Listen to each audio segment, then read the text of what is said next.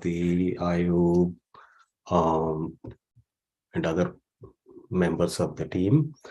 I'm a little nervous today because I see a lot of senior scholars here and then activists who actually personally witnessed some of the events from 1940s and 50s. So my material, actually, I am happy to share, first of all, that this is my first ever presentation as related to this forthcoming book.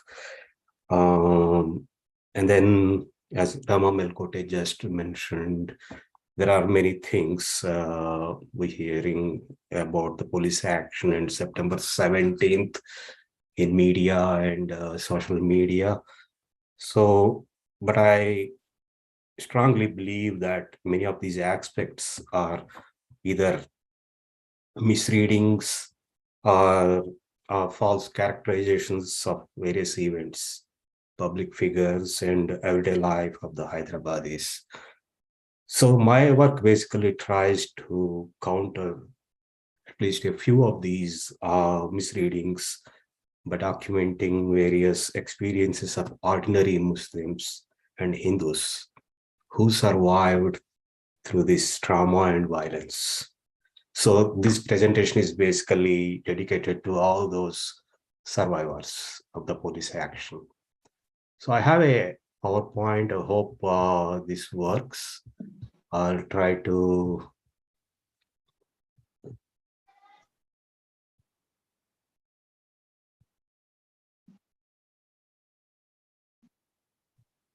can you see the PowerPoint? Yeah. Yes.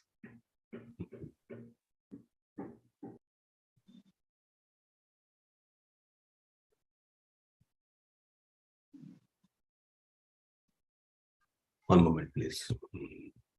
Starting somewhere else.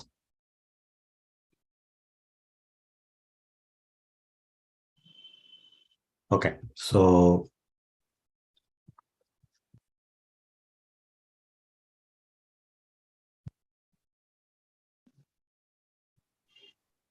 basically the title of the book is, I hope this would stay until the final stage, Muslim Histories Matter, 1948 Police Action and Post-Colonial Hyderabad. I'm trying to resume the... Yeah, we're still seeing. Yeah, if you just click this, go to the slideshow tab. Mhm.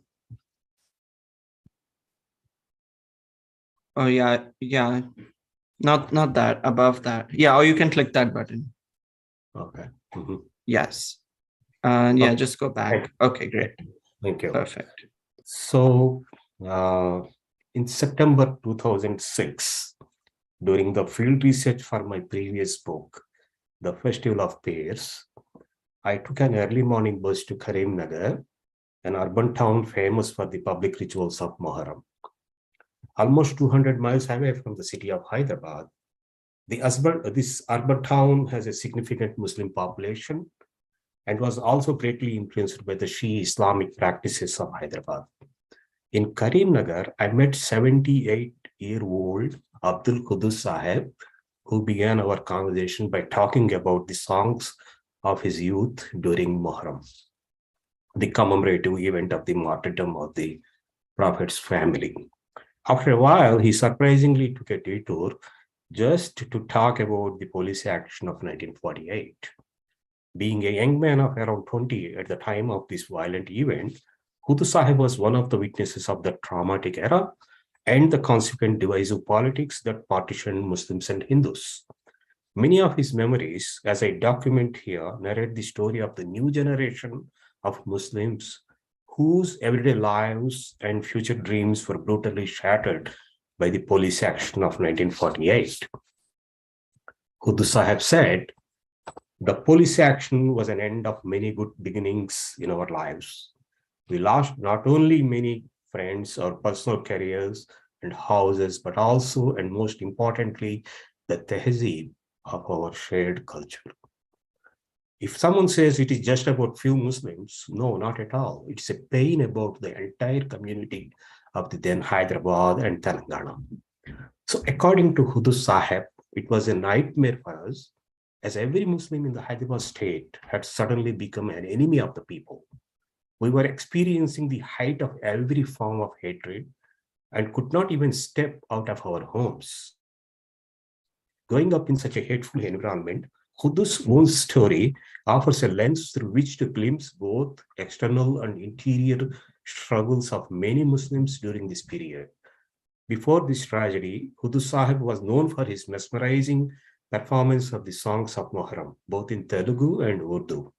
When the police action was executed between the 13th and 17th of September 1948, along with many other traditions, this narrative performance related to Muharram, according to Hudu Sahib, started fading out too. During this conversation, he was switching back and forth from Telugu to Urdu and then Urdu to Telugu. In Telugu, he said, ఇదంతా ఆ action తర్వాత చెదిరిపోవడం షురు అయింది. జంగ్ అంటే యుద్ధం వచ్చేసింది. All this had begun to shatter after the action. The battle had started. Somewhat prompted by his words, I took on the task of researching the archives of written and oral sources about the police action of 1948. These expressions from the oral accounts also compelled me to start meeting different kinds of people from various parts of the city and Telangana. First, I had intended to talk to the primary witnesses of the police action, popularly known as action in the public memory and police charia in the political writings on the state of Hyderabad. Many interlocutors consider this as another partition and narrate the stories of violence and trauma that left many Muslims homeless and displaced. Nevertheless, they were also conscious about the politics of remembering and forgetting. Initially, I asked myself and these witnesses about two apparently simple but actually quite complicated questions. Why and how was such a traumatic event was ignored by the mainstream historiography? How does the politics of mentioning, forgetting, and remembering play into this negligence, denial, or misinterpretations of this violent event? Various few studies offer more evidence about the political tensions between the nation state and the Hyderabad state. My book focuses on how such processes resulted in the making of a new Muslim discourse in the wake of the police action. It proposes that this historical event was a commingling of multiple aspects that had begun with the tensions between the making of the nation and the question of Muslim representation in 1948, and then extended further into the recent debates about the strategic minoritization and isolation of Muslims, particularly those in Hyderabad state. The book begins by questioning various ways of the mainstream historiography that privileged the master narratives of nationalism, Telangana armed rebellion between 46 and 51, and the Telugu linguistic state formation of 1956. These dominant narratives totally ignored the violent event of the police action and the Muslim question. Despite many disenchantments and heavy losses, I argue the Hyderabad and Telangana situation offers a model for how Hindus and Muslims responded, emerged out of a crisis by offering new strategies such as urbanization, Islamic reformism, and Muslim belonging to resolve the conflict between Hindus and Muslims. This model is much needed today in India, a country ridden with increasingly divisive politics, Hindu nationalism, and the rhetoric of Islamophobia. Informed by recent studies on diverse Muslim identities, Islamophobia, nationalism, religious conflicts, majoritarianism, and the post-secularist turn, along with the related debates in contemporary literary and cultural engagements, I will discuss multiple dimensions of Muslim identity and religious politics as articulated in various literary narratives and oral histories throughout this book. Unlike the dominant historiography, these sources offer evidence throughout this book. Unlike the dominant historiography, these sources offer evidence for the mutuality of the shifting Muslim discourses and the rise of the Muslim public sphere, including specifically local Telugu Urdu hybrid aesthetics in post-1940s Hyderabad. In conversation with global Islamic movements and activism, these locally produced aspects define a new framework to understand the complexities of the Hyderabad and Telangana-based Muslim identity. By focusing on how this specific period also was successful in producing a new set of modern prose writings in Hyderabad city and Telangana, this book argues that the Muslim question has acquired many nuanced features as it journeyed through different phases of the public sphere. This crucial turn was reflected in both oral and written cultures that emerged in rural and urban locations, thus representing a constant flow between the city of Hyderabad to even remote regions of Telangana. Many of these themes from the police action are now being revisited and retold against the backdrop of post-2000s Telangana state movement. In many ways, these connections take on deeper interpretations as the process of the retrieval and the reconstruction of the historiography of the Hyderabad state and Telangana engenders multi-layered discourses. By documenting the stories of diverse groups of actors and agents in this historical event, I analyze varied understandings of Muslim contextualization between 1940 and 1950. However, it is quite intriguing to define a Muslim context within the literary sphere of Telangana and Hyderabad. Many Hindu writers, including Nelluri Kesaswamy, Bhaskara Bhatta Krishnarao, Kaviraja Murthy, Dasarathi Krishnamacharya, and Savala Sadasiva. Most of them, they were born in 1920s and 1925. They grew witnessing this violence. Whom we meet in this book always deliberately located themselves in a liminal space, which was neither Hindu nor Muslim.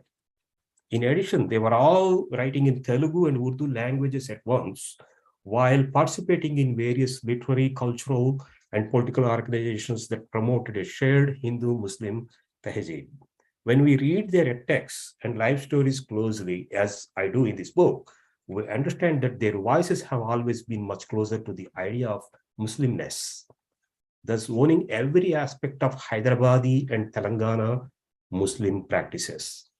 How one non-Muslim individual or writer or social activist could locate himself or herself within this Muslim public sphere remains a key question. In the process, the definition of Muslim belonging within this local cultural and religious milieu complicates any understanding of the singular definition of Muslimness by challenging nationalist, secularist, and even leftist readings. In addition, this particular period also witnessed numerous political and religious transformations related to the Hindu-Muslim question. The Nizam of Hyderabad and the Razakars had started circulating the idea of the Azad Hyderabad and a Muslim state. Some writers used the Telugu term Muhammadiya Rajyam, literally meaning Mohammedan state, to claim their independent political authority. On the other hand, the leftist parties undertook an armed guerrilla movement known as the Telangana Armed Rebellion, Telangana Saitha Poratam in Telugu, between 1946 and 51 against the locally dominant feudal system. Between these two modes of political violence and the battlefield of diverse viewpoints, Telangana was struggling to produce its own tools of political transformation and a local version of modernity. Prior to this violent political movement, as argued by historian Benjamin Cohen, Hyderabad state had envisioned a clear break from the feudal setting to being an era of a new Hyderabad.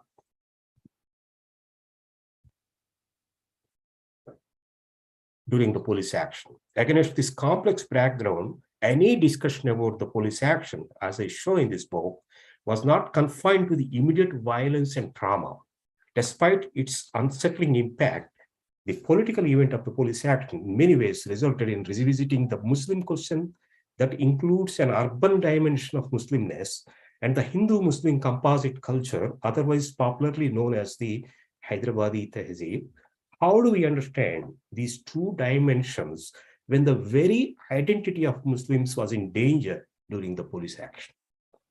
Hyderabadi Muslims perceived the idea of Azadi, to use the Urdu novelist Jilani Bano's words, a broken promise.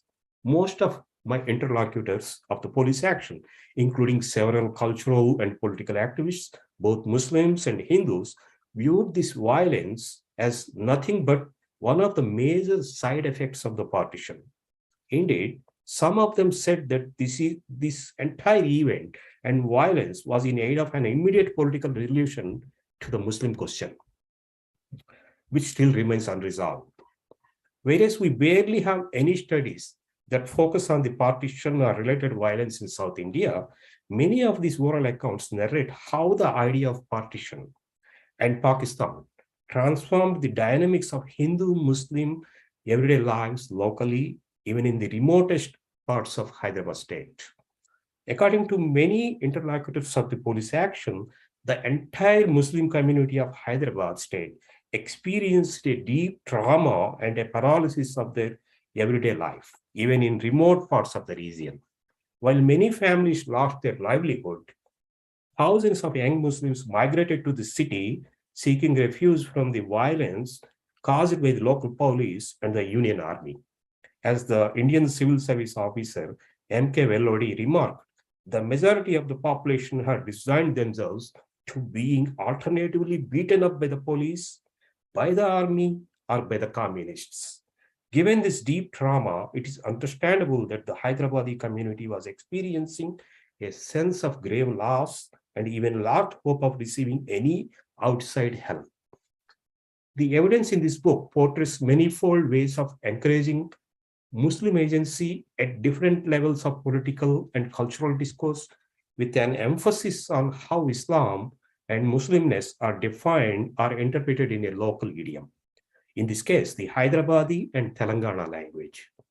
Finding a voice and searching for alternative ways of reconstructing their everyday lives had positioned the community differently, rather than merely speaking as victims.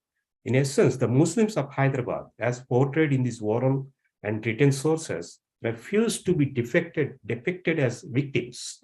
Instead, they rebuilt their everyday lives right from scratch by participating in a wide array of contemporary, global, and local progressive discourses.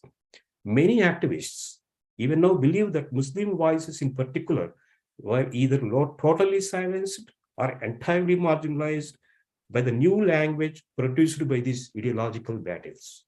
In such a context, how do we understand the efforts made by various organizations affiliated with the Communist Party of India and various left-affiliated trade unions and the Progressive Writers Association to restore the resilience of the Hyderabadi community? Speaking from the perspective of a Muslim belonging, well-known progressive writers and political activists such as Makhdoom Mohiuddin also contributed to this dimension of resistance by writing and circulating booklets that discussed the Muslim question even before the police action took place. Many of Makhdoom's writings and speeches were translated into Telugu. In addition, several fictional writings and non-fictional works, including memoirs, personal essays, and autobiographical writings, likewise describe Makhdoom's role in the making of the Telugu public sphere. So this is the title of the Makhdoom's translation of Urdu poems into Telugu, which ran into several editions. Every year they published that the new edition. And then this is a still from a movie, Mabhumi, made in 1979. So he's the person, it's kind of Makhdoom actually a key character in this movie. So those two aspects show the impact of Makhdoom in Telugu public sphere. Makhdoom's 1947 essay focused on how the Nizam's rule exploited the country's new resources, mainly industrial and business one.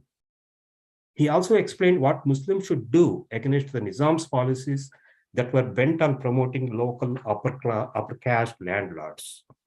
Arguing that Nizam was nothing but a representative of British colonialism, Makhdoom called for an action against the Nizam's autocratic rule.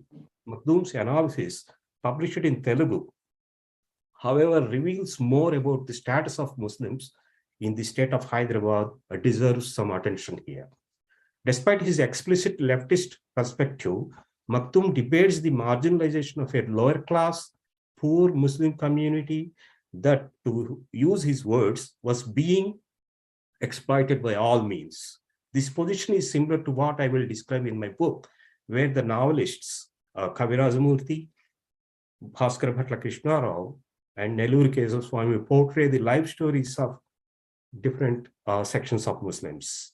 Murthy's novelistic representation of a Garib, the poor, and Bhaskar Bhatla's depiction of a middle-class Muslim shatter the stereotype of Muslim Nawabi lifestyle.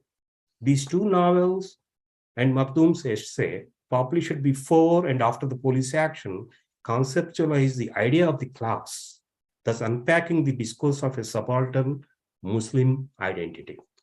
In the case of Hyderabad, Maktoum's essay and literary narratives, including Kavirajamurthy, Bhaskar Bhatla, and Kesaswamy, inform us about how even the economic status of middle-class Muslims had deteriorated essentially to that of the lower class due to a major shift in the power structures.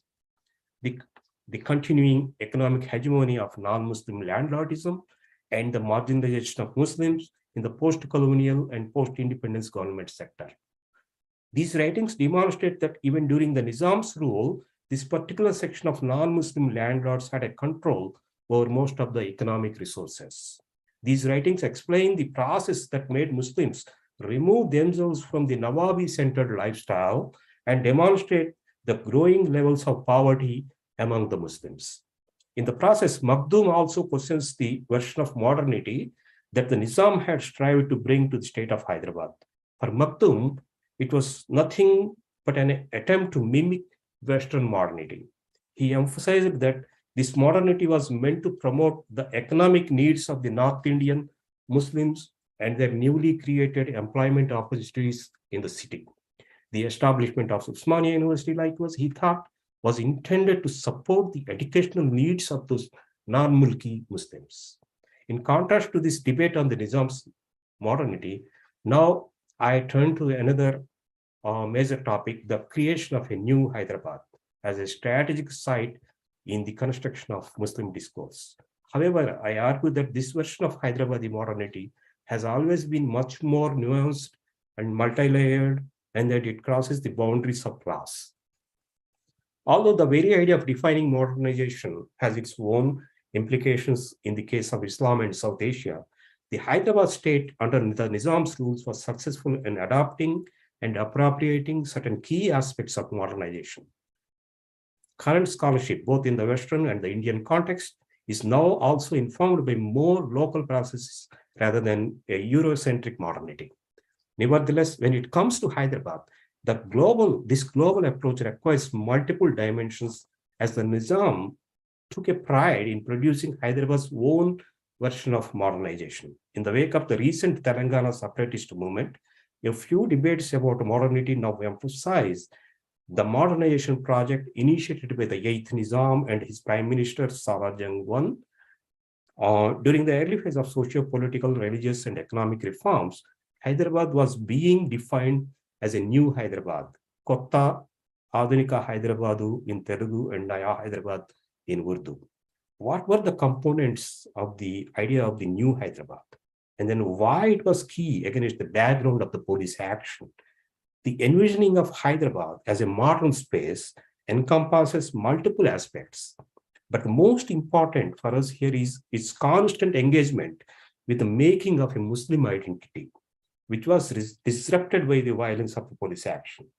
Despite many manifestations of such political and economic marginalizations of the locals, the very idea of Mulki has been a constant presence in the history of Hyderabad and Telangana since the late 1940s. The police action had indeed worsened the economic status of the Muslims in the city and the state. Within this entire debate, the making of the city, Shahar, the neighborhoods, Basti or Mohalla, and endless migrations from the rural and semi-urban sites to the city were key in defining the making of a Muslim self after the police action. Against this critical background, we need to study the making of Hyderabadi and Telangana literary culture as it emerged in the 1940s. Many essays published in recently, like in the wake of Telangana movement, they discovered different aspects of the Telangana historiography, including the police action and the Muslim question.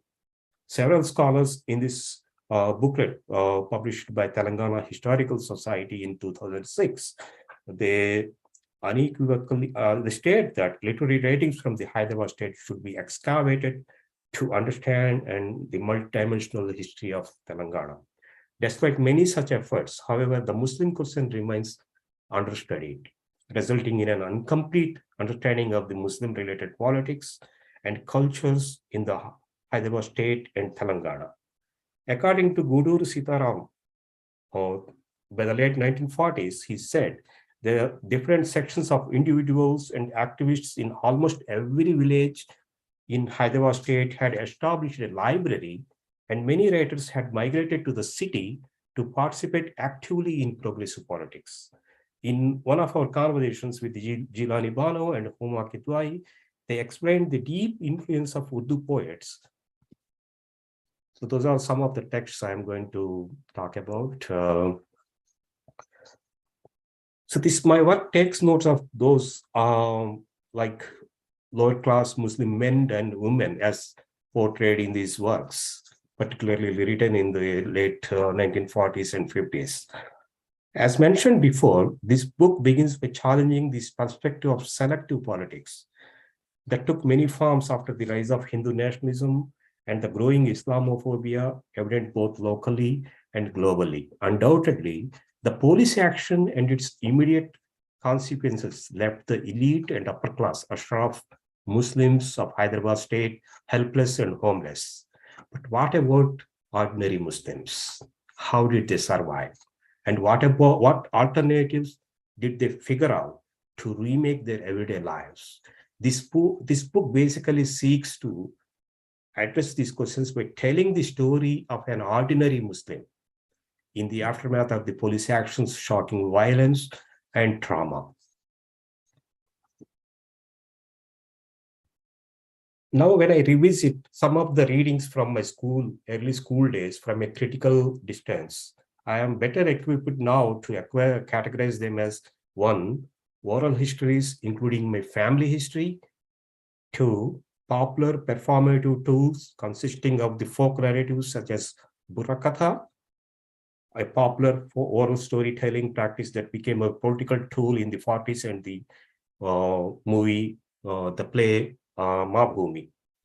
And then films such as Mabhumi in 1979 that privileged the Telangana rebellion. And finally, literary sources that narrate the story of the pre-modern history of Hyderabad and contemporary Telangana. Most of these materials were a central part of my childhood memory and the public imagination of Telangana, which was actually retrieved after this 2004 separatist movement. Following extensive field research between 2006 and 2020, I realized that people, including my own family, retell the event in their own ways. In doing so, their politics of memory and reimagination undergo an irony and playfulness. Thus, along with documenting the history of the police action, this book also tells the story of my unsettling journey with different forms of historical materials and their engagement with contemporary Telangana and the Muslim question. So I want to say a few things about alternative archives. In 2014, it was by chance that I met Varalakshmi Sarvadeva Bhatla, who was born in 1930s, the wife of Kaviraja Murthy, an eminent Urdu Telugu bilingual writer and Telangana freedom fighter, whose writings are one of the primary sources in this book. She's one of the few living witnesses of the police action of 1948. And when I asked her about the event, the very first reaction was about their family's pain of losing all their Muslim friends in Hyderabad and Telangana. During our conversation, she recounted several incidents of the brutal killings of Muslims and their forced migrations to Pakistan. Many of my interlocutors, including writers, cultural and political activists, provided the minute details of various historical movements between 40s and 50s, along with the vivid portrayals of different leaders and ordinary people of the period. Nevertheless, most of their knowledge about that history comes from the literary writings of their days. So for them, the fictional writings of their times were not just fictional. According to them, the short stories, novels, and autobiographies of this specific period function more like testimonials that narrate contemporary communal strife and Hindu-Muslim lives. That way, Varalakshmi's words about history are not exceptional or isolated. Between 2006 and 2020, in various villages from Telangana, I heard from many of my interlocutors that about the idea of Tarehu Katha, which could be translated as historical narrative. From these conversations, I gathered that they use this term, which is a blend of Telugu and Urdu words, for what can be called as the historical story. This term is commonly used by the Telangana folk performers for their storytelling of the Prophet grandson's martyrdom, Imam Hussein and Hassan in the 7th century historical battle of Karbala. The local performers use this term as a strategy to authenticate their version of Karbala narrative and explicitly acknowledge that this practice is inclusive of both ideas of history and fiction. Using the similar term in the context of the Telugu narratives of the police action, I understand many witnesses from Muslim and Hindu groups too were trying to acknowledge similar popular performative and narrative practice. In this world of storytelling or history telling, there is no definitive line between the terms of history and story. In other ways, using this term also allows them to engage with various historical events in an alternative mode, which by all means contests mainstream historiography of nationalism and singularization of religious identities. The process of documenting oral histories was also not that simple, as many witnesses of the police action were reluctant to speak out. As one of the witnesses said, it was so painful even to remember those incidents. Most of my interviews were conducted in 3 ways between 2006 and 2020. First, formal and informal conversations with ordinary Muslims and Hindus who personally witnessed the police action. Second, unstructured and structured interviews with specialists such as writers and representatives of various literary, cultural, religious, and political organizations that had either direct or indirect connection with various historical and political events of the parties. And third, everyday conversations of various types of people from Hyderabad and different parts of Telangana state, which we can categorize as conversational narratives, as these people were just mentioning some aspects of the police action during their informal conversations. While most of the interviews with the witnesses of the police action were conducted in the early phase of this work around 2003, several of these conversations took enormous effort on my part, as I had to wait for the interviewees to feel sufficiently safe to open up and speak freely. For some interviews, I had to return repeatedly to the interview stage as they were not yet ready to speak about the violence, loss, and displacement. Hence, I have been in communication with several of these interviewees for a longer time. Many of these interviewees had lost their families and friends and had migrated to the city to escape the violence of the both government army and the private army of the Razakars. Razia Begum, one of the witnesses, told me, I didn't think at any point of my lifetime I would be able to return those sad memories of separation and hatred. We suddenly began to realize that we were actually in the middle of new language, the language of hatred. Until then, we were happy, relatively, and our lives were peaceful, or at least confined to our quiet homes. And with this violence, we were on the streets fighting with each other, Muslims with Hindus and Hindus with Muslims. And we're all surrounded by the troops. We had never experienced such things before the police action. According to Guduru Sitaram, those kind of uses of language we can also find in Telugu literary writings published between 1948 and 56. As I continue to review and reflect on the Telugu literary corpus produced between 1948 and 50, I gradually realized that this corpus is key to deconstruct the historiography that encompasses a wide range of political, literary, and historical discourses. This might be equally important when we critically engage with the oral histories, personal essays, memoirs, and autobiographical texts of these times. After collecting huge amounts of textual materials and documenting several oral histories, I have selected only a few sources that engage with the Muslim question as related to the history of Hyderabad and Telangana. By exploring these alternative archives, this study stresses the need to open a conversation with the post-colonial Muslim trajectory in South Asia and the many versions of nationalism. Most importantly, the literatures and oral accounts of 1948 allow us to examine a locality that blends global political movements and the rise of a new Muslim. Most of my evidence in this book shows that this new Muslim was not a victim, but a survivor.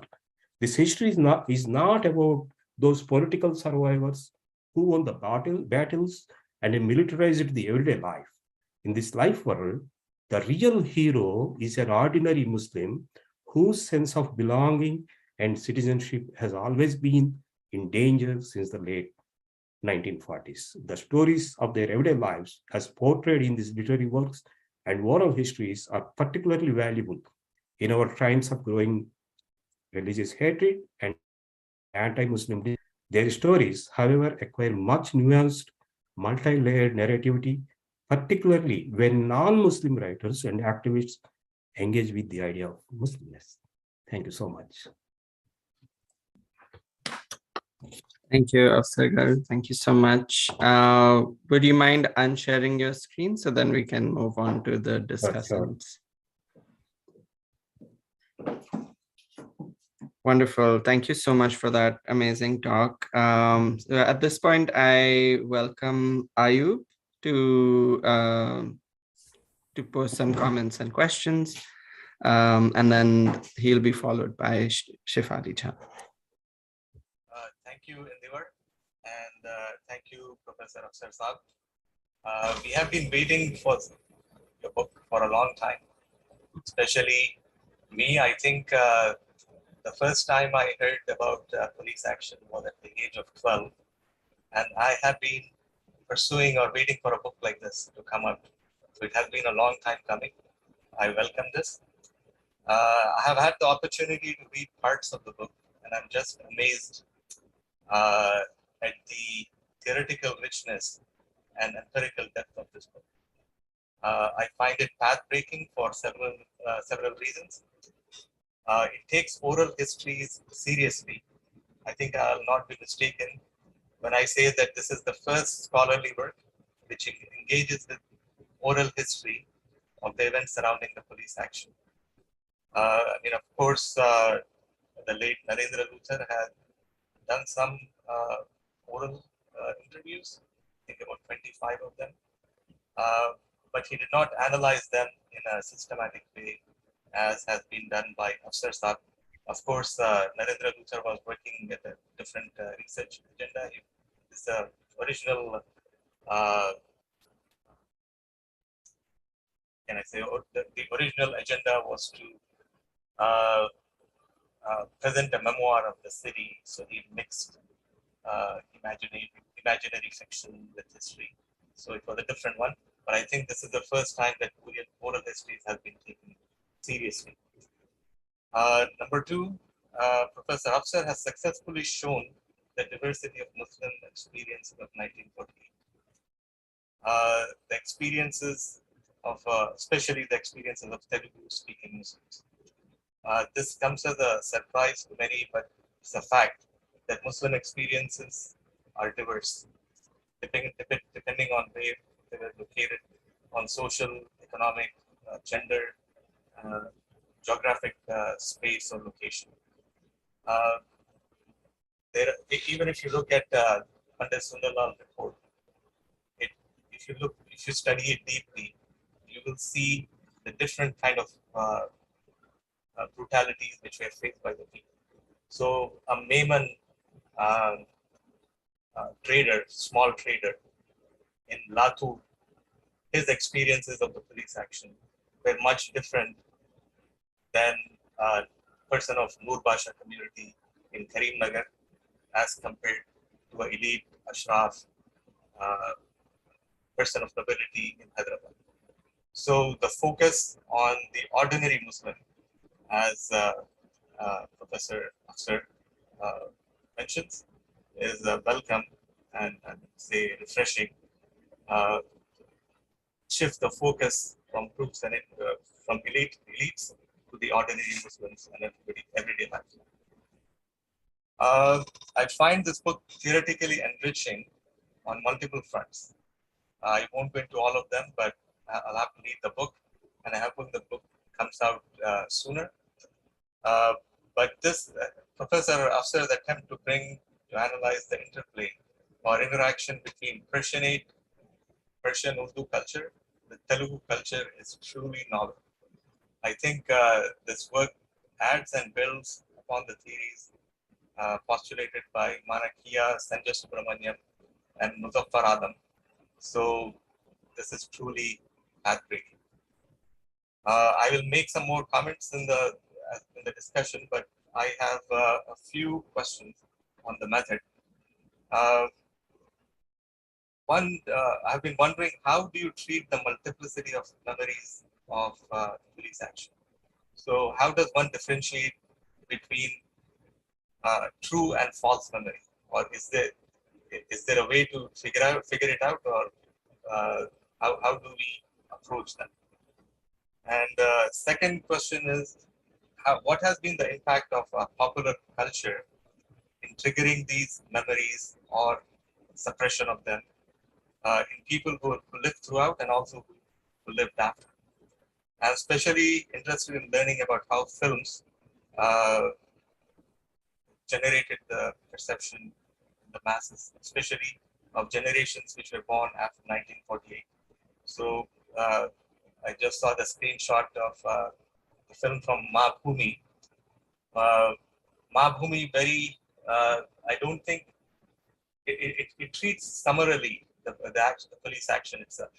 I think it just says the military entered, and then it moves on to the Telangana liberation or the communist rebellion or insurrection.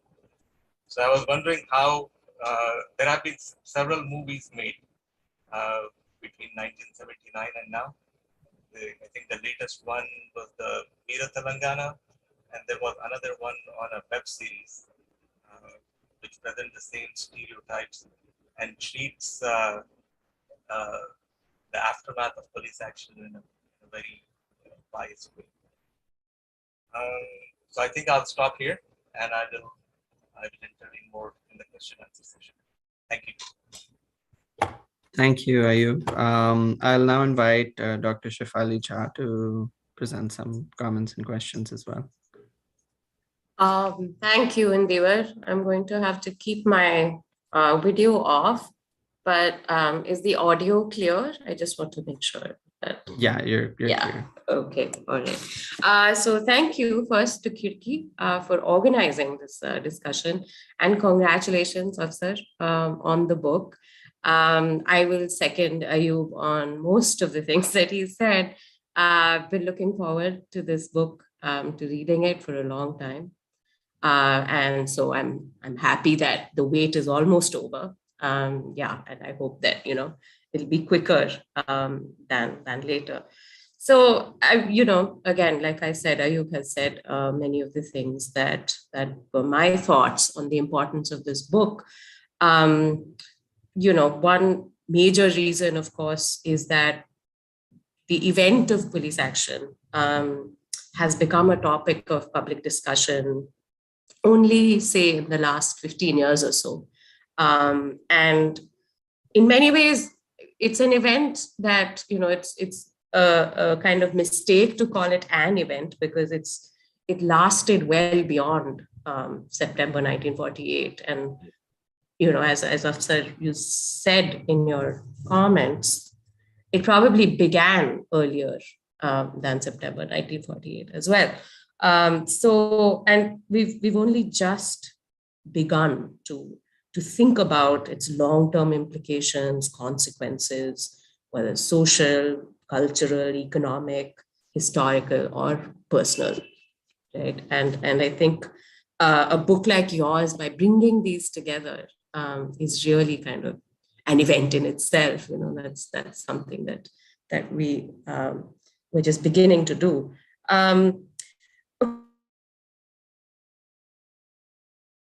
I'm excited about the book, is that there is, as we've seen just today, in Hyderabad and in other places, there is a kind of way in which the official history and the documentation of police action has interacted with and put pressure on how we remember what happened.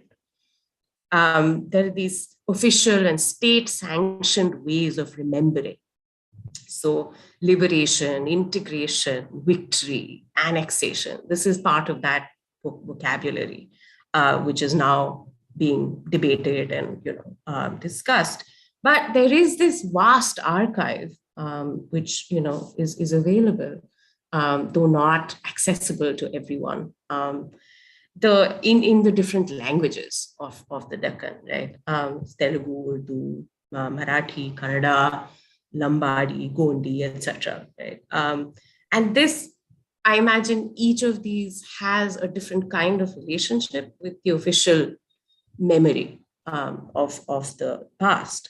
And as you said, Afsar, and as everyone who has looked at 1948, the police action as an event or as a series of events, knows there's a silence, there's also reluctance that you just spoke about, the difficulty of talking about what happened.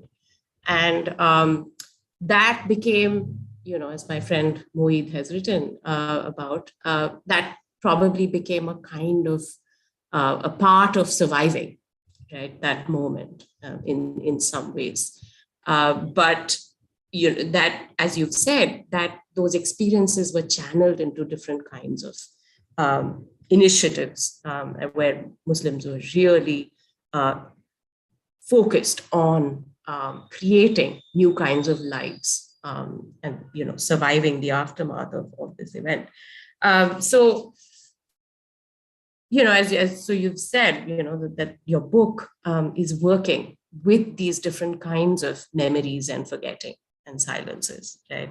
And I think because you're a poet, I really think that you're more tuned to these kinds of gray areas of experience and the way that people write about them.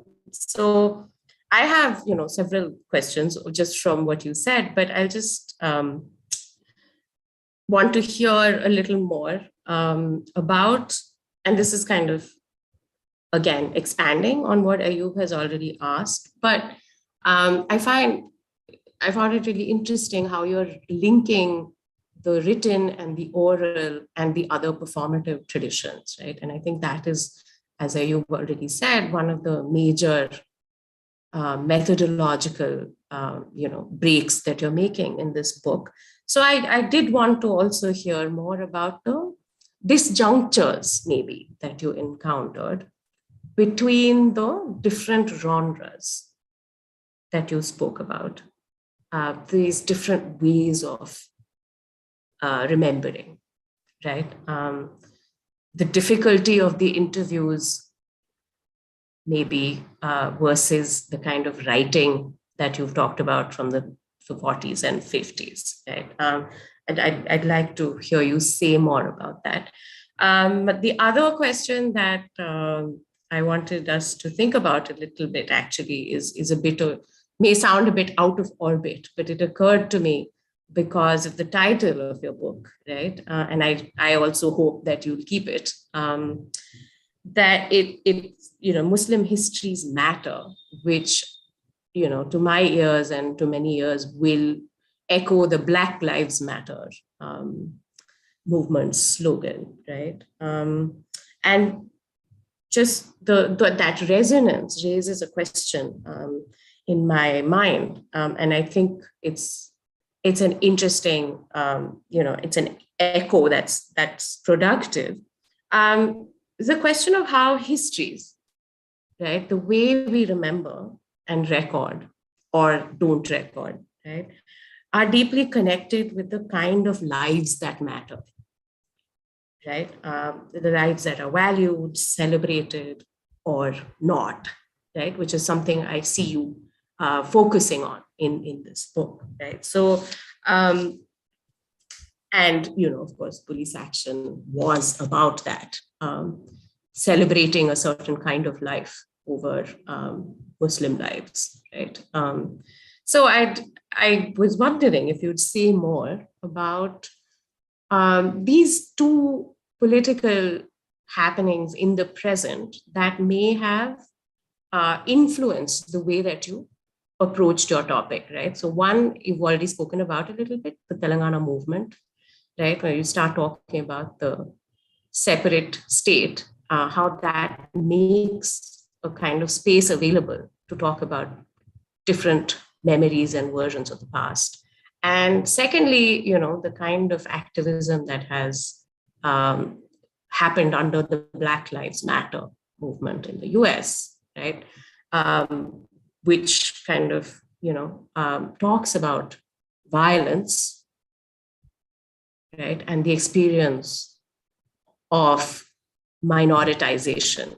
It's a totally different contexts, but I wonder if those resonances were relevant for you when you were writing. So thank you again. Thank you so much, Ayub and Shefali, for the wonderful comments and questions. Afsar Garu, if you can respond to them in 5 to 10 minutes, and then we'll open it up to audience Q&A. Great. Thank you so much. I'm very sorry I took longer than usual for this presentation. Thank you so much, Ayub Bhai and Shefali. You're always like there in my mind, and like while working on this material, particularly Ayub Bhai is always like asking me like, where are you? How are you? Like, so this is very helpful. And the questions, today's presentation, actually, I began with a reference to popular culture. So my earliest kind of knowledge, form of knowledge about the police action actually comes from popular culture, particularly the Mohammad songs in Telugu, where these performers were talking about the violence and bloodshed of police action. And then when particularly, even though they were not documented in their songs, but when I started talking to them, they were so like shocked, and then they actually couldn't recollect. They kind of their minds became like blank, and then they just wanted to like they were just like mumbling. And then it took me a while, and then I returned to these performers after, because that's why it took me longer than usual. Like I started this work in 2006, and then I kind of keep traveling back and forth, and then meeting these performers. So wanted to interview them, and then like hear more about the entire environment between 1947 and 1949. So they kind of, their life stories particularly, so that kind of memory they were trying to bring back. So that is like I'm no authority to like label them as the true or false memory. I kind of, because I see the pain there. So I can clearly see that. So their words actually, they're minimal. So, but what I did basically is like to return to other performers and written sources, and to juxtapose these oral narratives and then written sources.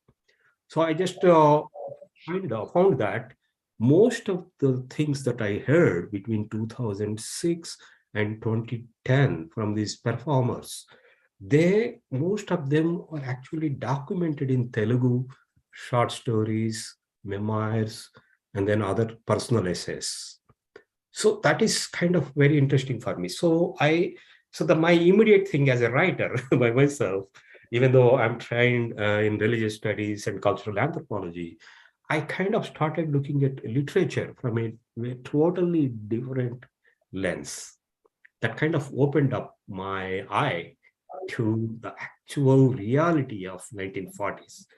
So this is also totally like the Muharram actually aspect is also very important in this context, because when people talk about police action, they repeatedly go back to the symbols and metaphors and narrative repertoire of Karbala. Actually, Ayub Khan knows this very well. Bahadur Arjang's, some of the memories related to Bahadur Arjang from my field research kind of describe Muhammad Bahadur Arjang as another Karbala martyr. So this is quite interesting for me, because, and the other thing is like about movies. Movies like particularly the one I shown like Mabhumi, those movies basically privilege Telangana, Saitha Poratam, Armed Rebellion, and then even though there is a mention about Makhdoom's life story within that movie, but I still feel that it is not properly acknowledged, because talking about Muslims, Muslim lives, Muslim histories was still like very kind of marginalized aspect. So, but this is quite different from what I heard from like Muslim performers. And then from Chef Ali's comments, yes, actually about this idea of history, thank you for your comments and connecting it to Black Lives Matter. Actually, in the conclusion of the book, I actually kind of made those connections with Black Lives Matter, and also recently there is also like a question about Muslim identity in diaspora, like USA particularly, and then also Europe. So the minoritization and then marginalization and the isolation of Muslim communities. So though I tried to connect this police action history and then contemporary history of Black Lives Matter to a certain extent. And but I also see a lot of connections between the activism, particularly after police action there, and then the activism here, particularly like African American activism. I kind of see some similarities there, larger concepts. They look similar to me because they both speak about violence, trauma, and then, but the emphasis is more on resistance, right? How we are going to fight this, how we are going to survive this situation. So that survival, the strategies to survive, the strategies to narrativize resistance, those two things, I believe, connect these two historical movements. Does that make sense? Shafari and Ayub Bhai? Yes, it does, of course. Thanks, Afsar. Thank Thank you. Well, the questions are pouring in, the queue is forming. So maybe what I'll do is invite two people at a time to ask questions and then pass it back to you, Afsar Garu. So yeah, and please feel free to start your video while you're asking your question. So yeah, let's go in the order of the queue. Bhargav Gadiaram.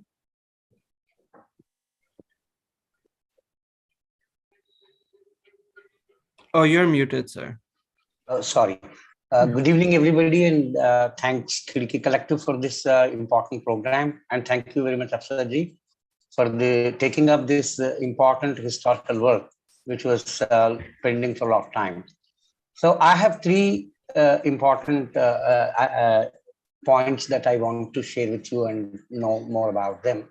One is, do you see any similarity or parallels between the suppression of the violence, the terrible violence that happened during the police action, and the grotesque violence that happened in the North India at the time of partition.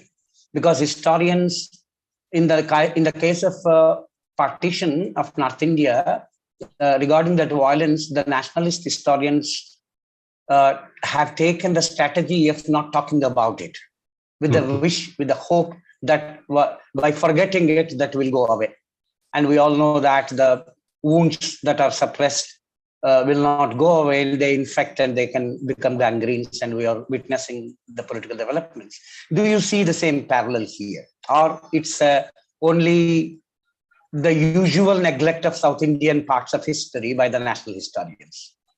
This is the first one. And second thing, we all know that in the violence that happened, the massive violence on Muslims, targeted violence on Muslims in the at the time of so-called Operation Polo, the violence is more concentrated in Marathwada and Northern Karnataka regions compared to Telugu regions. Right. And are you trying to figure out these diversity of happenings? And within Telangana, Telugu region speaking also, generally we broadly look at three regions. We can categorize them as into three regions. The eastern part of Telangana, where communist movement, communist-led Telangana armed struggle was raging, where the communal harmony is much more because both the communities are fighting against the feudal lords. And the western part, which are bordering Karnataka and Maharashtra, have the influences of Arya Samaj and other Hindutva religious fanatic forces. And the southern Telangana, which is a little unaffected by both the Telangana armed struggle of the eastern part and the bordering Karnataka, Maharashtra communal frenzy. So do you also have conversations and findings from three different regions, which will be covered in your book? That's the third part. And the second part. And the third question, I'm sorry, my question is getting a little big. The third question is, even though despite Telangana region has a great syncretic culture, and Hyderabad Tehzeeb and Hindu-Muslim syncretic culture is there, in each and every village, Muharram is celebrated by all the communities. Right. But do you also see there is a latent fault zone between these two communities? It is because it's not just, are we making, do we make any mistake if we say that the violence against Muslims in Marathwada and Northern Karnataka at the time of Operation Polo is only because of the state armed forces, and active involvement of the people, common people are also there? It is just because some agency, religious communal agency is mobilizing them, or there are fault lines which are deep and which sometimes gets triggered and comes out. Thank you. Thank you. Thank you. Can we next have Mohammad Imtiaz Qadri? Yes, good evening. Thank you so much to Professor Afsar and to Kriti Collective for this conversation. I learned a lot. I have two questions. My first question, like Bhargava sir was pointing out, pertains to the three different geographical areas where the armed rebellion and of course the police action had different effects. So of course in Marathwada and in what is today called Kalyana, Karnataka, the police action had very different effect than from what is the case in Telangana. So my specific question is, sir, when we talk about memory and juxtaposing oral history with written history or oral history with state history, what is the role of monuments? Because you see in Marathwada, in Parbhani district, there is a monument, a memorial, in fact, to the liberation, so-called liberation of the area, and it's very interesting to see the monument. You know, on it are engraved four faces of peasants apparently, and and you see, even though there was a long struggle, it seems to have had a long movement for the Marathwada Mukti Sangram Samiti to install this memorial. It's also, you know, leading to a lot of communal narratives. It is not necessarily a popular movement that is bereft of communal divisions. And recently, the BJP government in Karnataka, they built a monument in Gorata village in Kalyana, Karnataka, or Hyderabad, Karnataka, to commemorate so-called liberation of this. So maybe this also offers us a vantage from where to think about memory and to bring together the two different ways of remembering this. My second question is slightly political, sir. Recently, we saw that Aurangabad was renamed as Shambhaji Nagar. And you see that this part has a lot of close history in the Razakar movement and also the Telangana movement. So in this, sir, how do you see the role of the MIM?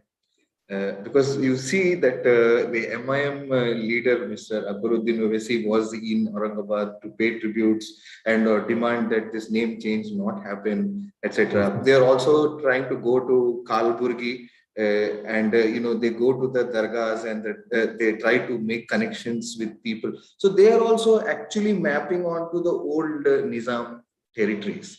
So do you think that this strategy of MIM is also tapping into some popular memory, and do you think they will be successful? Or is to be slightly polemical, last point, do you think MIM should just give up on Bahadur Yarcha? They should, the next MIM leader, and say we have nothing to do with old MIM.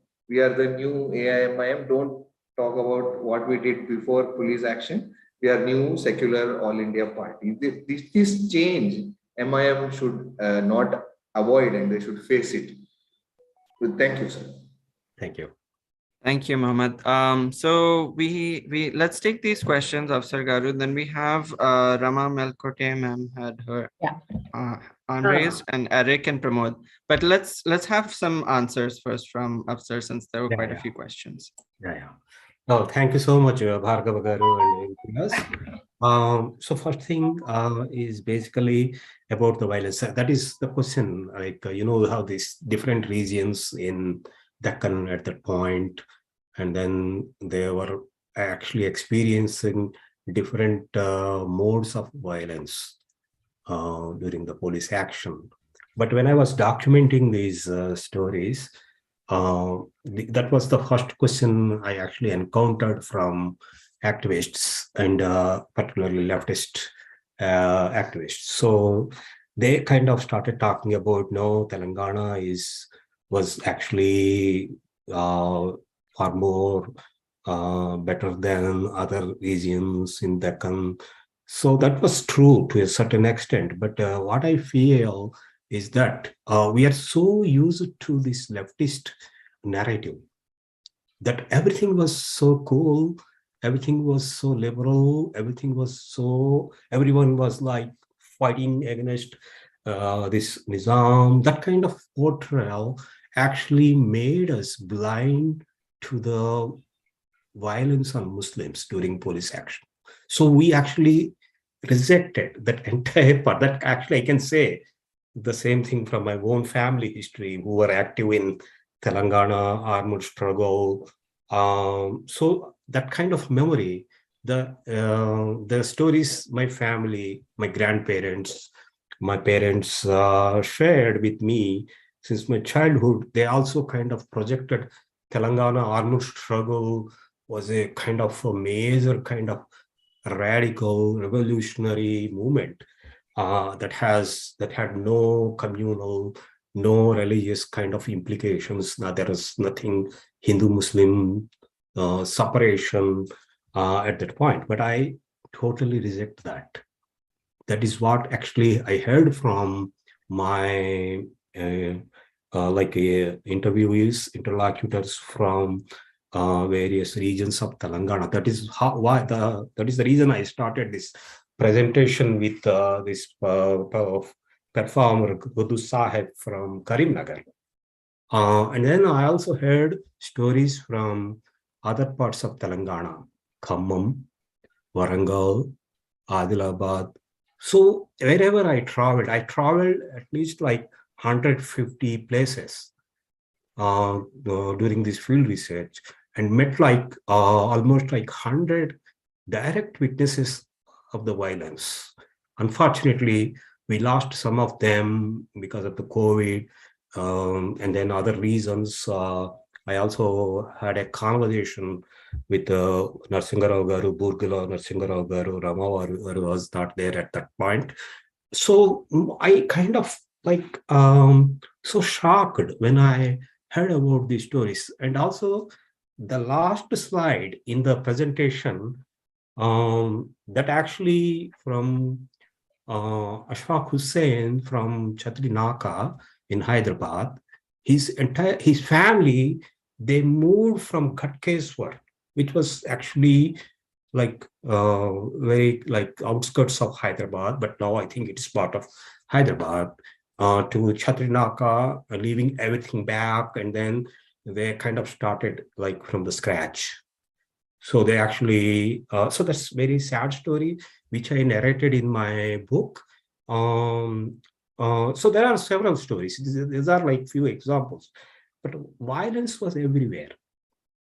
Maybe the intensity was different, not so much like in Marathwada or Usmanabad or somewhere else, but Telangana villages, they suffered so much during the police action. There is no way that we can actually ignore that. So even in the short fiction and then memoirs from Telugu, including Dasarathi's Yatra Spruti, and then Keswaswami's stories, and Bhaskara Bhatla Krishna Rao, and then Kaviraja Murthy's novels, they kind of narrate that violence. And then the other part is the big part of violence is the migration from rural Telangana to Hyderabad. So that's, I believe, is like a big kind of, because people left everything back home. They left their villages, their fields, their houses, their families, and then they migrated to Hyderabad because relatively Hyderabad was somewhat peaceful at that point. So I actually wanted to show that kind of, that is the like big part of my work from these sources. I think that that's my response to both Bhargav Garu and Imtiaz, and also Imtiaz, MIM, I'm having hard time understanding the politics of MIM these days. Of course, I'm not better equipped. We have like Shafali Jha and Ayub Khan who can actually respond to this question better than me. But I kind of, it's like MIM's idiom itself changed so much. I'm not going to buy that kind of strategy. I don't think Muslims are like a big part of their agenda anymore. They're just becoming more kind of political. So that's all I can say about MIM. I leave it to Shafali and then Ayub. Hi. Thank you so much, Afsar Garu. Okay, so let's take the next round of questions. Rama Melkoti first. Thank you. I just, you were talking about memory and forgetting, you remember what you want to remember, and perhaps, you just put aside what you don't want to remember. I was thinking of, recently, and I think every year, there have been some interviews in Telugu papers of several people who were perhaps part of the movement then, who are 90s, 90 plus or 89, 88. And several of them are women and also men, of course.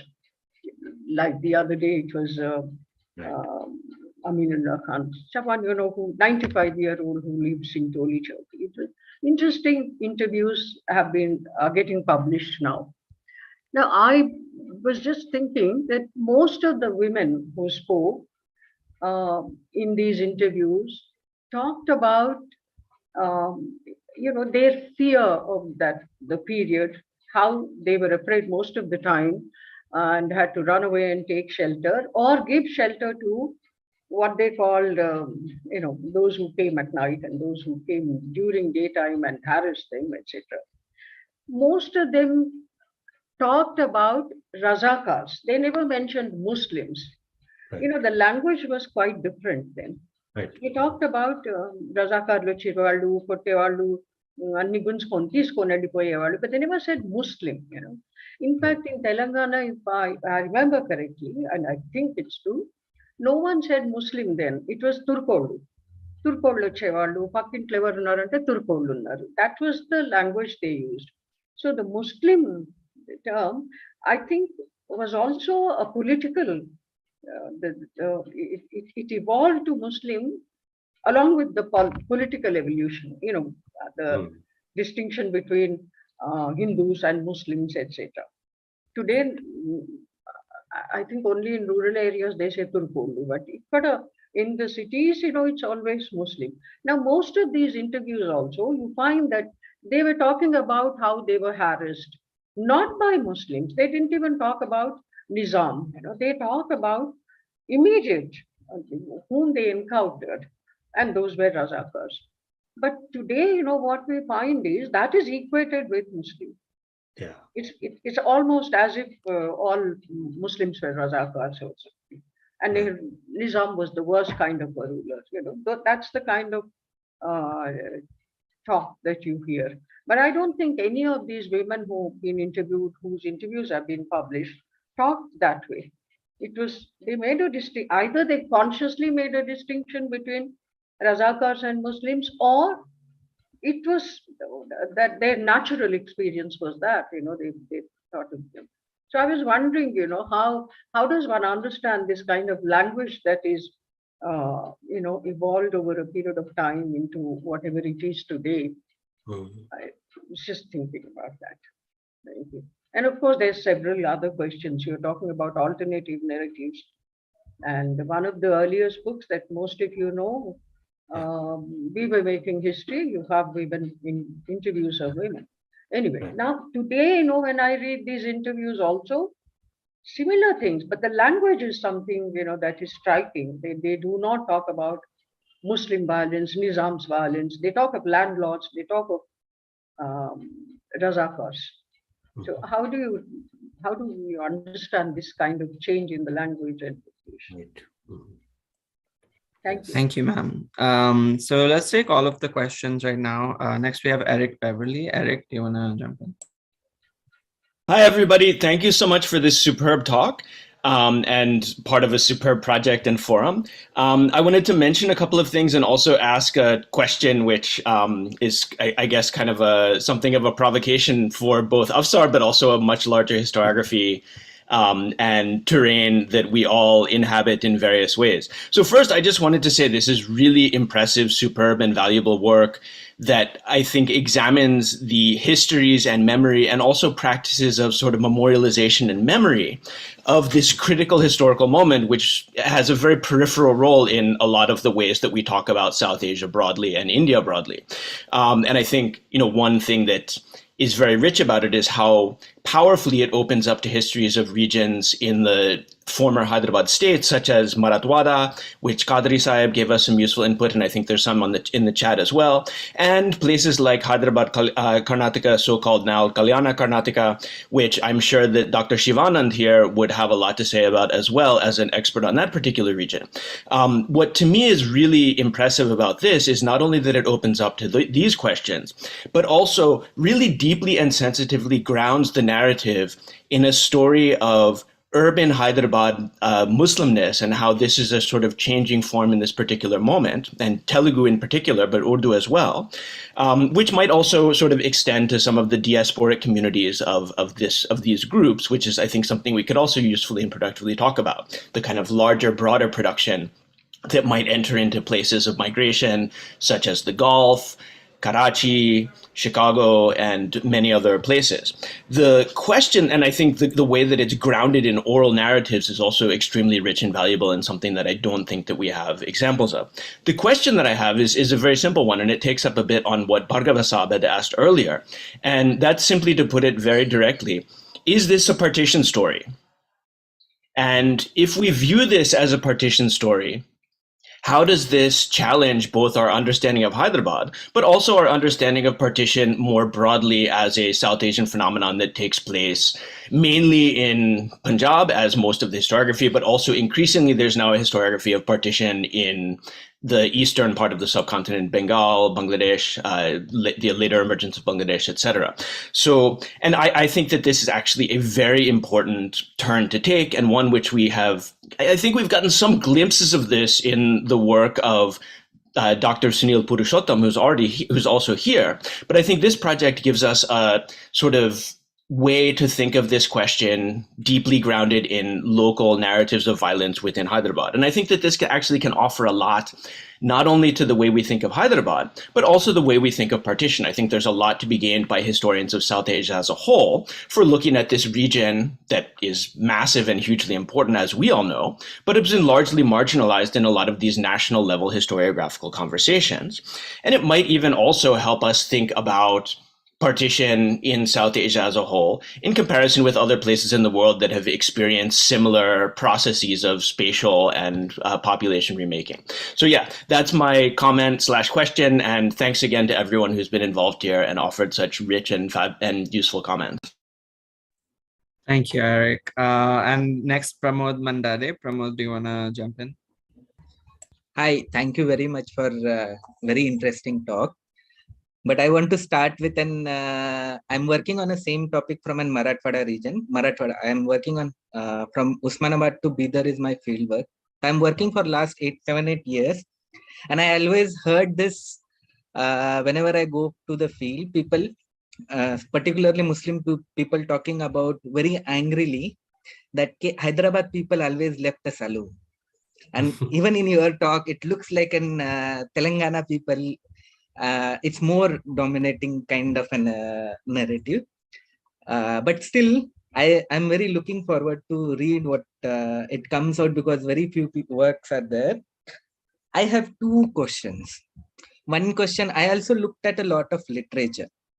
One of the, if I'm not wrong, I could find out only 2 stories, 1 novel, and 1 autobiographical narrative in Marathi about police action violence. Oh, okay. Mm-hmm.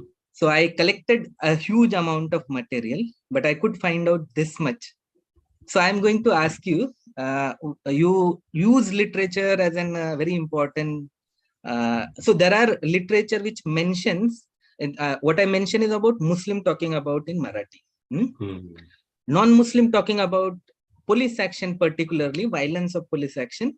There are certain Dalit autobiographies spoke about it.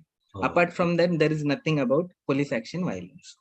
So my question is, when you recounted a literature, most of them are non-Muslims. What are the point they are talking about it? How is it they are talking about it? Is there a Muslim who are talking in Telugu language, not in Urdu, about police action? There are another 1 short question. I try to trace the word mulki. After 52, mulki has disappeared, even in a Telangana struggle.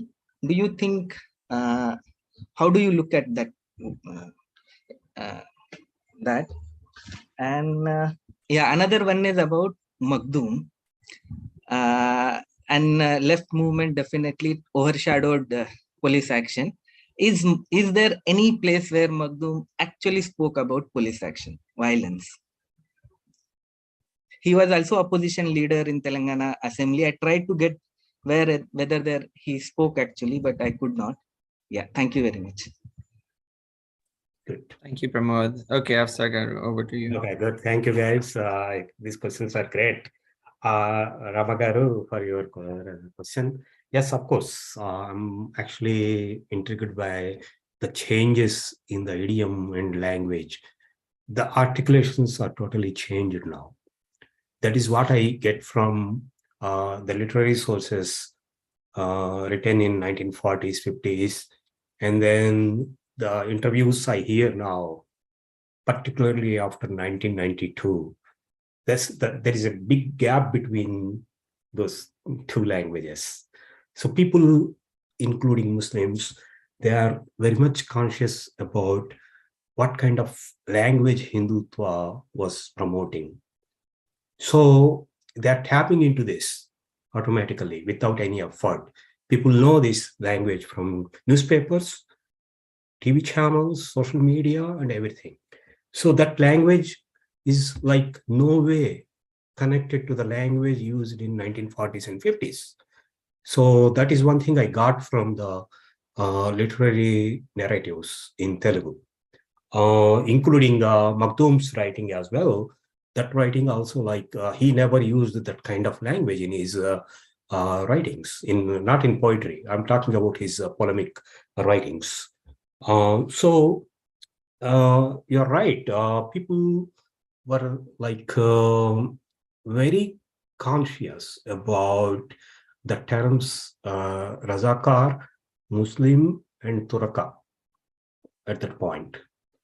And then gradually, there is actually a chapter in my book where one person, Muslim from Telangana Muslim, she was 90 years old. She told me she made a statement: all Muslims are not Razakars. So that is the title of the chapter itself in my book. So I was trying to figure out this like distinctions between how the language changed in as related to Muslim, the usage of Muslim and Razakar, and I, of course, even in going back to the question about popular culture too, there was like the kind of change to the language in some movies, like to fit into this new language. So that is happening constantly. So that is one of the things that as historians, we need to recover that language from the 40s. I hope that's a response to your question, Eric.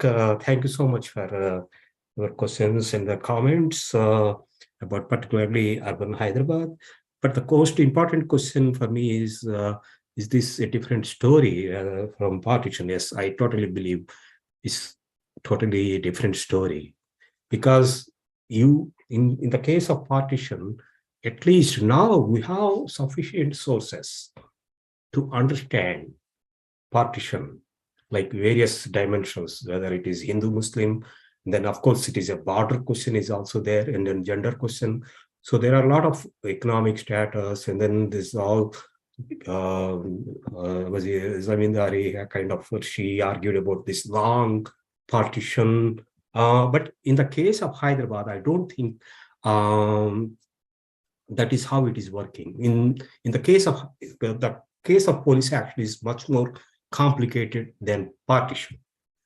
In police action, the lines are not that clear, and then the fight, the immediate enemy was not that clear, and then there was a lot of mystification in the case of police action, because, as I explained earlier, because of leftist activism, and then of course Pramod was asking about Makhdoom Mohiuddin's, but including Makhdoom Mohiuddin, even though he was more like a leftist kind of perspective, he never discussed about police action.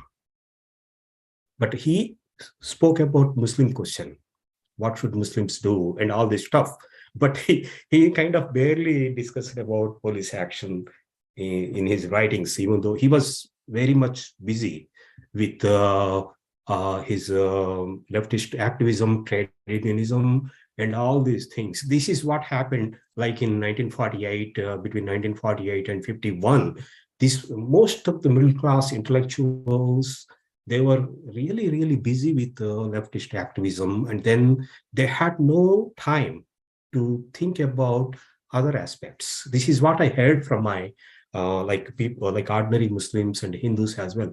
Oh, okay, so that's what I heard from Varalakshmi. Particularly, she was a Shaiva Brahmin, but she was so sympathetic to her Muslim friends, and then she was talking about all these things. Oh, they never cared about ordinary people. That is, might be Muslims or Hindus. There was a lot of killing, migrations, and then like a lot of stuff happening. So most of the material actually speaks to these questions about language.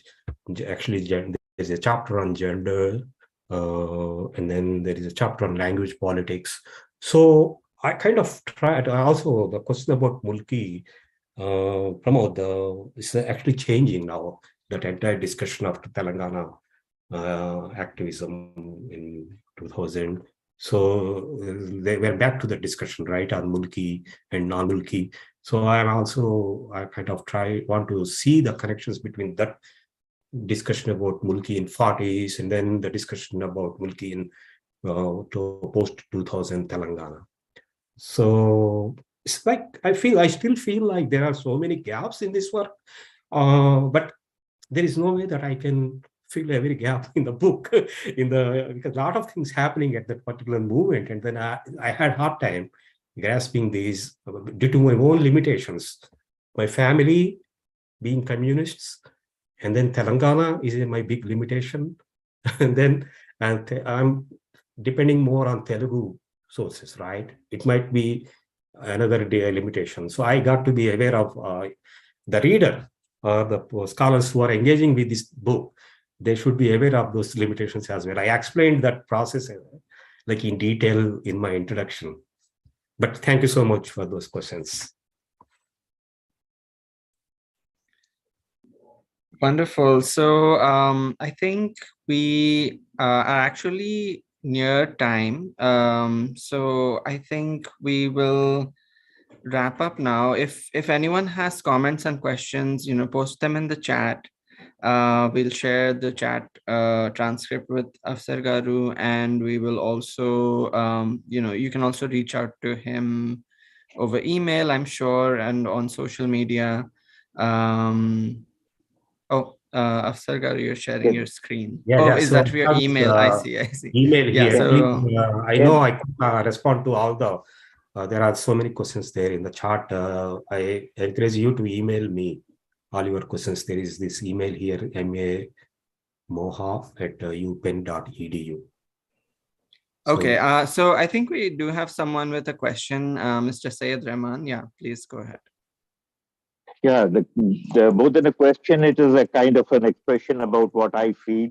And the gentleman who just talked about his Karambhumi being the bigger area and the Marathwada area, I would like him to pay special attention to the word Operation Kabaddi.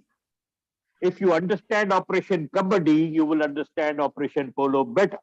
But this is one word which has gone totally unnoticed and untalked about. Coming to Mr. Afsar's writings, I would like to tell him that now I think rather than talking about what people had said about police action and how they felt, it is important that we go into police record, administration record, archives, and try to find out as to what exactly was happening before police action in the Marathwada area. And Rama Melkote madam talked about Razakars as that they would be referred to as Razakars. But Panduranga Reddy has made it amply clear that the Razakars were of a huge variety, 4-5 types of Razakars were very much there. So that is an area which now needs to be looked into, because all the discussions that are going on now are the discussions which are opening up new avenues which are not deniable at all. The information now coming out is undeniable, and very soon BJP will be regretting that why did it start a 1-year affair with the 75 years of liberation or this or that nonsense. When the state was flourishing, and for that state you took away and you have given us a state of this type, which is so much in debt. And about Mulki, the gentleman said that after 52, he did not hear the word Mulki, but it was in the agitation of 1969, Mulki was a big word. It was very much in use and people were talking about Mulki. But the word Mulki comes not exactly from the recent or few centuries. It starts off in the tussle between the period, even prior to the Brahmani period, when the Delhi Sultanate used to rule the Deccan. So it was the issue between Afakis and I forget the word, and the local people who were again Muslims mostly. Not necessarily all of them Muslims, but that was the thing. So now I think, Mr. Afsar, Marathwada area needs to be paid proper attention to, Yes. and history coming out from there will be much more relevance. And it's a given thing that Makhdoom Mohyuddin would never side with police action, never Right. side against the police action, because he was a man of the people. But as many a youth of those times, as Makhdoom himself admitted at one point, कि बजा रहा था कहीं दूर कोई शहनाई, उठा हूँ आंखों में एक ख्वाब ना तमाम लिए. An incomplete dream I had in my eyes, and I woke up that way. So Makhdoom was, like many people, was going into the left fold, and they regretted it later on, and we should understand that. And those people were as ignorant about what was happening in the outlying areas as they were ignorant about what Stalin was doing in Soviet Russia, especially to the Muslims again, or to the peasantry. So we need to look at history, but not from so focused area. We have got to look at it from different directions now. And I bank on people like you for this hard work that you're doing. God bless you, and may there be more power to your work. God bless. Thank you very much. Thank you, Rahman Saab. Thank you so much. I really appreciate your comments. I actually want this project, this kind of things should be discussed at a very deeper level and very local level. But even including in Telangana also, I actually want to see scholars focusing on each Mufassil district and explore the everyday life of 1948 there. So that is the thing we need to do. That is where we can figure out how much data we can collect and then how much we can learn from it. Thank you so much, Rahman sir. God bless.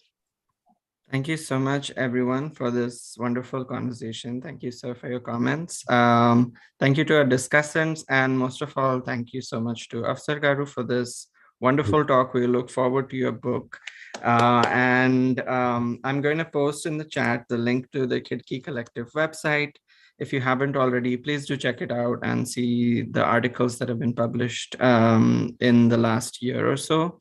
And there's more to look forward. If you want to contribute to our initiatives, please get in touch. We'd love to hear from all of you doing wonderful work on the Deccan and beyond. So I think with that, we will close.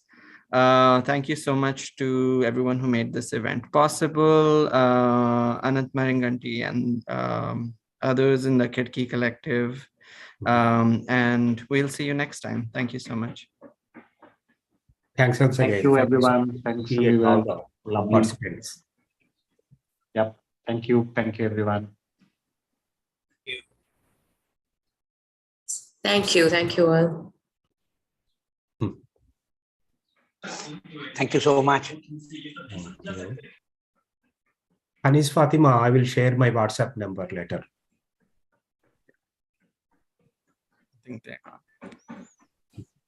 Okay, Afsar Garu, so when are we meeting for coffee? Yes, we need to very soon. Maybe this week, actually. I'm settled now. One little interjection. I hope my comments will also be taken into account. I have written a para. Oh, okay. Yes, yeah, we will share the session. chat transcript. I'm sure Afsar Garu wasn't able to. Yeah, I read it. Thanks I read to it. everyone Rahman from sir. my Yeah. side too. God bless. Yeah. Right. Yeah. I took note of it, Rahman sir. Yeah. Bye-bye. Okay, thank you, everyone. I'm gonna end the call, okay, in a minute. Take care, everyone. Bye. Anant, thank you so much. Thank you, Afsar. It was lovely. Thank you. I did talk to you soon. Yeah. Need to do another one when the book comes out. Right. Yes. Ayubai, we're waiting for your visit here. I'll drop in for the coffee. I might come next month. Right. Oh, lovely. Okay, see you all later. Bye-bye. Bye. Share the chat in email. Yeah. Yeah, I think it will go to Oh, the Anand. Facebook group. It'll go to Anand's Okay. account. He'll share. Okay. Sounds good. Okay. Yeah.